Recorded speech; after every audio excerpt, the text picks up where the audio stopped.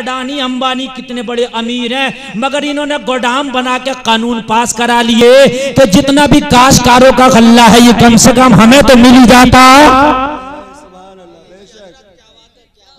ये अंबानी अडानी तुम्हारे गुर्दे नहीं भरे, तुम्हारा दिल नहीं भरा।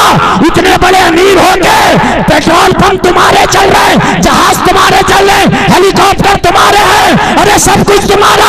ये गरीब किसान अपनी काश्तकारी करके, खेती बाड़ी करके ये अपना अनाज अपने मनमानी कीमत में बेचता था, वो भी तुम्हें ना हजम हुआ और तुम्हारी नजर उसके अनाज पे भी चली गई और तुमने कानून पास करा के वो भी हड़पने की कोशिश कर रहे हो। दिल नहीं भर रहा। कानून आज पास हुआ और ये 2 साल पहले इनके गोदाम बन गए। आप देखिए 2 साल पहले इनके गोदाम बन के तैयार हो गए, इनके गुर्दे नहीं भरे। कितने बड़े अमीर है ये, जरा गौर तो करो। इन्होंने पूरे मुल्क को तबाह कर दिया, इन्हें तरस नहीं आया, इन्हें इस भारत की जनता पर रहम नहीं आया। इस काश्तकार से पूछो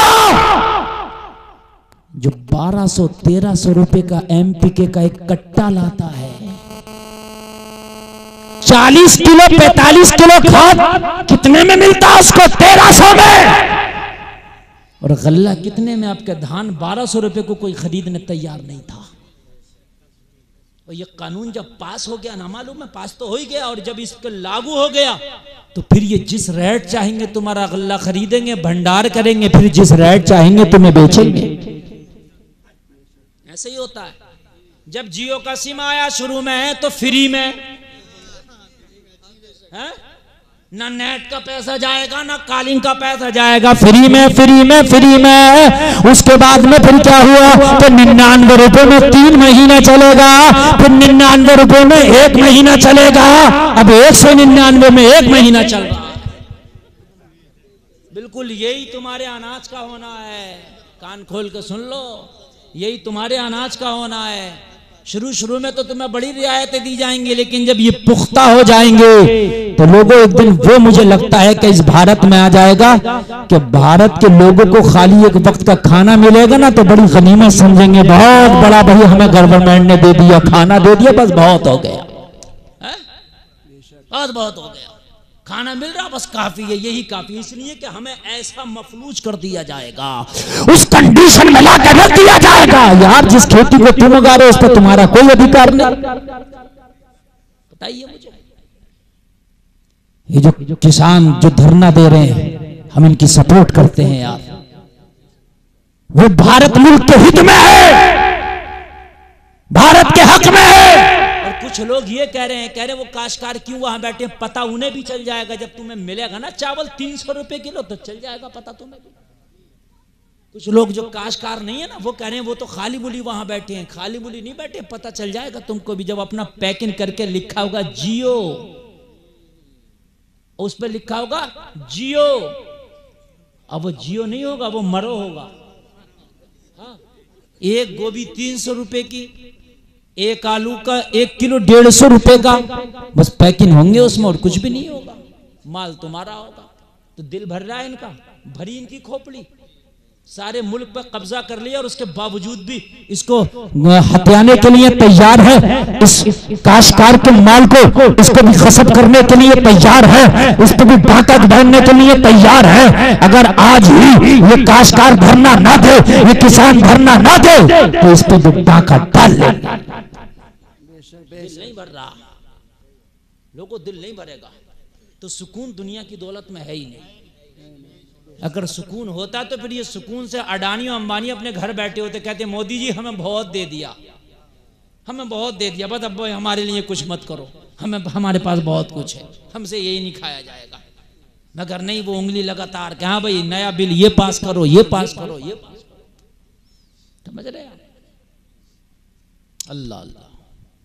जब प्याला भर जाता है ना लोगों तो फिर छलकने लगता है। प्याले में उतना नहीं आता कि जितना उसकी हैसियत होती है, हैसियत से ऊपर नहीं आएगा। 1 किलो के मग में 1 ही किलो आएगा, 1.25 किलो नहीं आएगा। अडानी अंबानी तुम्हारा प्याला भर चुका है। अब ये भारत की जनता जिस दिन जाग गई ना तो उस दिन ये प्याला छलक जाएगा, जो पास में है ना वो भी नहीं रहेगा। कान खोल कर सुन लीजिए आप। वैसे तो कारून के खजाने की चाबियां 70 ऊंट उठा के चलते थे। इतना बड़ा खजाना था। कोई है आज कारून का नाम लेने वाला? न कारून का खजाना है, न कारून का नाम लेने वाला है। ए मुस्तफा के गुलामा, तो बस मैं यही कहना चाहता, तुम भी दुनिया के पीछे भाग रहे हो, अवानी अडानी भी दुनिया के पीछे भाग रहे हैं। तुम देखो इन्होंने दुनिया का सुकून, दुनिया का करार तबाह कर दिया। लोगों, अगर तुम सुकून चाहते हो तो दुनिया में नहीं है, अगर दुनिया में पड़ गए तो सुकून तबाह हो जाएगा। अगर ओरिजिनल सुकून चाहते हो, जिंदगी में ओरिजिनल मजा चाहते हो, तो बस मुस्तफा के दर पर जाके पड़ जाओ, जिंदगी में सुकून हो जाएगा। तो भाई ये बात हकीकत है कि नहीं है? सुकून कहाँ मिलेगा? अल्लाह के रसूल की मोहब्बत में मिलेगा, इसके अलावा है ही नहीं। एक बात बताऊं मैं आपको, जहां 10 लोग इकट्ठा हो जाए तो कोई किसी की सुनने तैयार नहीं होता है।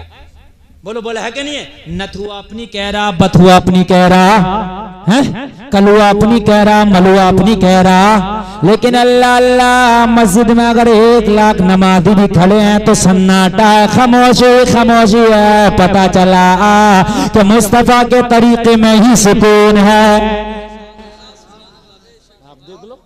आप जुमा की नमाज पढ़ने जाते हो, सब खड़े हो गए, जब अल्लाह अकबर कह के नियत करके हाथ बांध लिए तो सन्नाटा छा गया। पता चला सुकून इसी रास्ते पर है, इसके अलावा सुकून कहीं नहीं मिलेगा।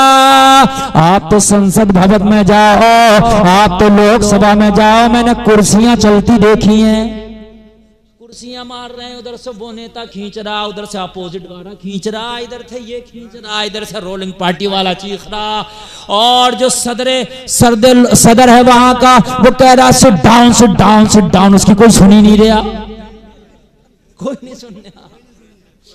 कोई वक्त ऐसा होता सुनते ही नहीं है कोई। लेकिन अल्लाह अल्लाह, कितनी बड़ी कुर्सी है कि सदर बना दिया गया, उसको स्पीकर बनाया गया, सदर बनाया गया।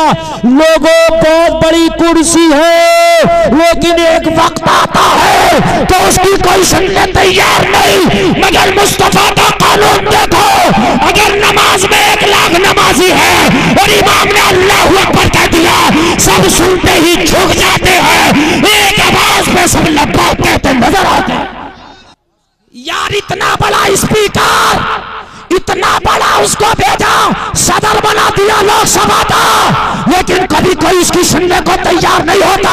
लेकिन अल्लाह अल्लाह, अगर पीछे हाकिमे वक्त भी खड़ा है, पीछे बादशाह भी खड़ा है, पीछे कितना भी मालदार खड़ा है, अगर एक गरीब का बेटा मुसल्ला इमामत पे खड़ा है और मुसल्ला इमामत पे खड़ा होकर अल्लाहू अकबर कह रहा है, तो अमीर भी मान रहा है, गरीब भी मान रहा है, मालदार भी मान रहा है, ताजदार भी मान रहा है, बड़ा भी मानता है, छोटा भी मानता है। पता चला सुकून तो मुस्तफा के तरीके में है।